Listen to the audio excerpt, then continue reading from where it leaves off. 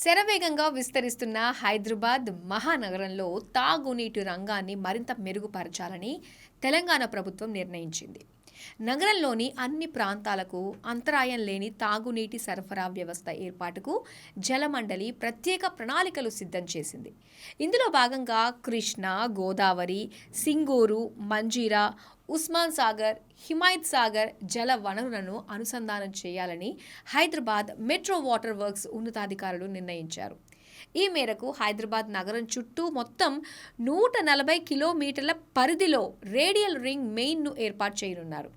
Ring మెయిన్ను అనుసంధానం చేస్తూ మరో 96 కిలోమీటర్ల మేర పైప్ లైన్ నెట్వర్క్ను ఏర్పాటు చేయబోతున్నారు.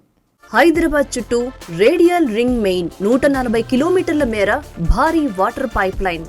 హైదరాబాద్ కు 24 గంటల తాగునీటి సరఫరా. హైదరాబాద్ సిటీకి ముందు జంట జలాశయాలైన ఉస్మాన్ సాగర్, హిమాయత్ సాగర్ నుంచి తాగునీరు సరఫరా అయ్యేది. ఆ తర్వాత సింగూరు, మంజీరా నుంచి నీటి సరఫరాను విస్తరించారు. హైదరాబాద్ నగర జనాభా అంతకంతకు పెరగడంతో అందుకు అవసరమైన తాగునీటి అవసరాలను దృష్టిలో పెట్టుకుని కృష్ణా, గోదావరి నదుల నుంచి నీటిని తీసుకుని శుద్ధి చేసి సరఫరా చేస్తున్నారు. ఇక మంజీరా పైప్లైన్లు తరచూ మరమ్మతులకు గురవుతున్నాయి. కృష్ణా, గోదావరి పైప్లైన్లకు ఆటంకం ఏర్పడినా, ఇతర సమస్యలు ఎదురైనా నగరానికి వచ్చే నీటి సరఫరాకు ఇబ్బందులు ఎదురవుతున్నాయి. దీంతో హైదరాబాద్లోని ఏ ప్రాంతంలోనూ అంతరాయం లేని నీటి సరఫరాకు రింగ్ మెయిన్ ఉపకరిస్తుందని తెలంగాణ ప్రభుత్వం భావిస్తోంది.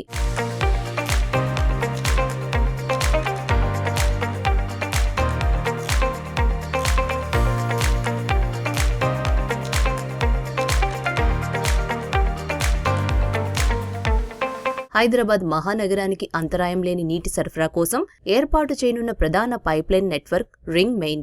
ఔటర్ రింగ్ రోడ్ వెంబడి దీన్ని ఏర్పాటు చేయాలనేది తెలంగాణ ప్రభుత్వ ప్రతిపాదన.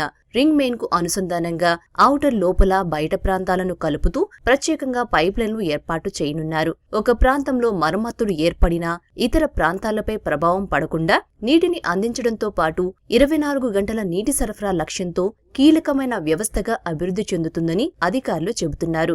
ఈ భారీ రేడియల్ రింగ్ మెయిన్ ప్రాజెక్టు కోసం 8,000 కోట్ల రూపాయలను ఖర్చు చేయనున్నట్లు జలమండలి ప్రకటించింది.